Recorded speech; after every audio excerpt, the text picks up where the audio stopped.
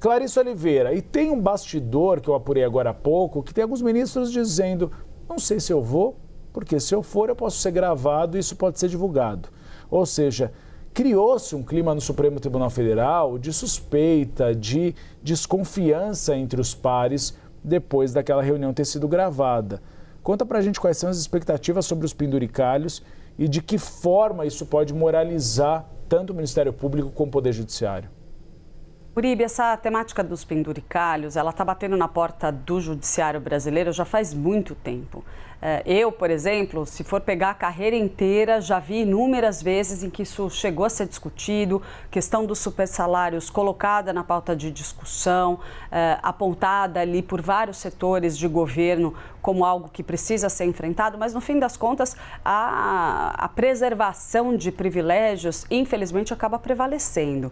O que a gente viu acontecer no judiciário nos últimos tempos? Diante de um desgaste muito intenso, provocado inclusive por questões como o escândalo do Banco Master, questões relacionadas ali ao envolvimento de Dias Toffoli, o ministro Alexandre de Moraes, aquela polêmica sobre contratos milionários feitos por parentes, outras fontes de renda dos magistrados, tudo isso contribuiu para jogar o holofote sobre excessos disponibilizados a integrantes do judiciário e a ideia de que eles se privilegiam de certa forma da toga para ganhar dinheiro.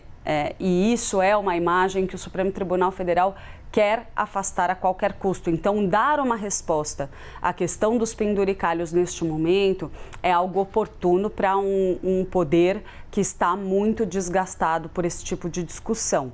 Então, ganha força o discurso do ministro Edson Fachin, que vem defendendo, por exemplo, a instauração de um código de ética e tem adotado uma postura mais ativa em relação a esse assunto. Claro, com decisões de outros magistrados que acabaram apontando nessa direção, tanto o ministro Flávio Dino quanto o ministro Gilmar Mendes, que decidiram a respeito desse tema. No caso da decisão de Gilmar Mendes, que aborda especificamente penduricalhos no judiciário, o que a gente viu foi um primeiro passo e depois um passinho para trás, porque primeiro fala assim, acabou, é inconstitucional, não pode, mas a gente sabe o tamanho da pressão que vem pelas camadas beneficiadas por esse privilégio. E aí, em seguida, começa a discussão, não, mas vamos fazer uma regra de transição.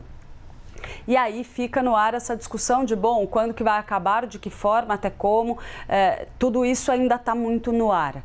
Então, quando o ministro Edson Fachin chama essa conversa, ele traz novamente o holofote para um assunto que, na prática, a gente sabe que tem muita gente no judiciário que quer deixar a coisa como está. Então, imagina se alguém vai para lá, faz uma defesa de manutenção dos penduricalhos e isso é gravado, como já aconteceu anteriormente ali naquela reunião que você mencionou, Uribe. Então, de fato, tem uma resistência dos próprios ministros em falar abertamente sobre esse assunto.